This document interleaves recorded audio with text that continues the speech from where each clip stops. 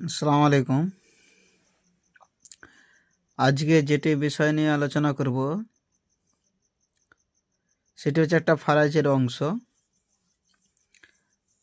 দাদা বা যেটা আমরা দাদু বলি, সেটা কিভাবে অংশ পাবে সে বিষয়ে আজকে আমরা আলোচনা করব। দাদুর বা দাদার অংশ। পিতার পিতা অর্থাৎ পিতামহ বা এর যত ওপরে হোক না কেন, নিম্নলিখিতভাবে মৃত্যুর সম্পত্তি পাবে। 1 নম্বর, মৃতের পিতা জীবিত থাকলে দাদা সম্পত্তি পাবে না।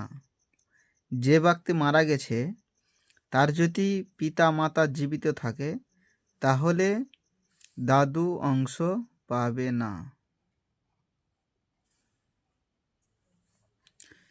মৃত্যুর পুত্র বা পুত্রের পুত্র থাকলে দাদা মোট সম্পত্তির 6 ভাগের 1 ভাগ পাবে। 6 ভাগের 1 ভাগ পাবে। 3 নম্বর হচ্ছে, মৃত্যুর কোনো সন্তান বা সন্তানের সন্তান এভাবে নিচের দিকে না থাকলে অন্যান্যদের দেওয়ার পর দাদা আসাবা হিসেবে বাকি সমুদায় সম্পত্তি পাবে।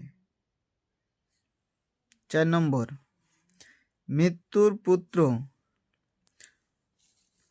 সন্তান না থাকলে বা পুত্রের সন্তান এভাবে নিচের দিকে শুধু কন্যা হলে কন্যা সন্তানের সংযোগে দাদা মোট সম্পত্তির 6 ভাগের 1 ভাগ পাবে এবং কন্যা বা পুত্রের কন্যাদের অংশ দেওয়ার পর যা বাকি থাকবে দাদা আসাবা হিসেবে তাও পাবে। এবার আসবো আমরা নানি ও দাদির অংশ।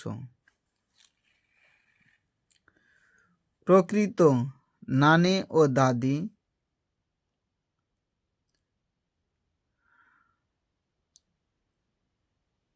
থেকেও উপরের কোনো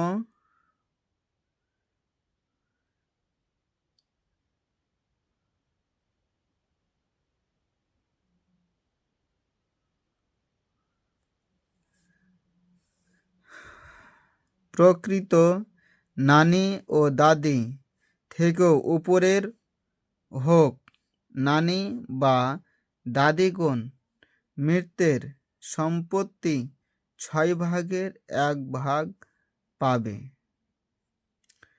মৃতের পিতা বা মাতা জীবিত থাকলে নানি ও বা দাদিগণ কোনো সম্পত্তি পাবে না।